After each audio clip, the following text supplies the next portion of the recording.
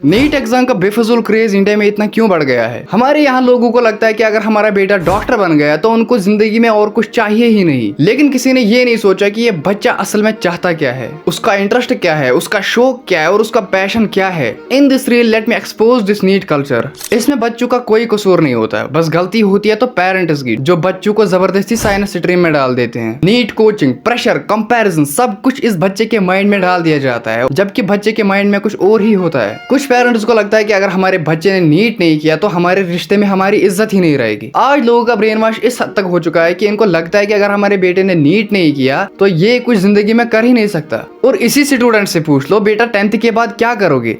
हाँ जी, मैं तो मेडिकल लूंगा। और उसके बाद क्या करोगे? भाई मैं तो नीट करूंगा। वहाँ बच्चों की फट रही है 3 से 4 साल पढ़ पढ़ के, फिर भी नीट नहीं निकलता और इनको फिर भी नीट करना है। और डिफिकल्टी लेवल इस हद तक होती है, आप इस साल का नीट का पेपर ले लो, उसमें ऐसे क्वेश्चन थे कि पीडब्ल्यूएफ टीचर्स ने भी वो सॉल्व नहीं कर पाए। लेकिन नहीं, इनको फिर भी घर वालों की बातों में आना है। अरे भाई थोड़ी रिसर्च कर लो, दुनिया में लाखों से ज्यादा कैरियर ऑप्शन है। आपने कुछ वीडियोस में देखा होगा कि जब कोई बच्चा कॉम्पिटिटिव एग्जाम क्लियर कर भी देता है तो उसके चेहरे पर वो खुशी नहीं होनी चाहिए जो एज ए स्टूडेंट उसको होनी चाहिए, क्योंकि उन्होंने माँ बाप के प्रेशर में रहकर इतनी मेहनत की होती है कि वो खुद को भी भूल जाते हैं। अरे क्या फायदा फिर ऐसी जिंदगी का जिसमें तुम अपनी आप की स्माइल खो दो? अरे क्या फायदा फिर ऐसी जिंदगी का जिसमें तुम अपनी स्माइल को सैक्रिफाइस करते हो? पेरेंट्स को चाहे कि वो अपने बच्चे का पैशन समझे, उनको प्रेशर में ना डालकर बस उनकी सुने। अगर आप भी ऐसी सिचुएशन में हो तो मेरी मानो, तुम पहले खुद की सुनो, चाहे घर वाले कुछ भी बोले। Choose your career wisely. Now what are your thoughts on this topic? Let me know in the comment section and follow for more.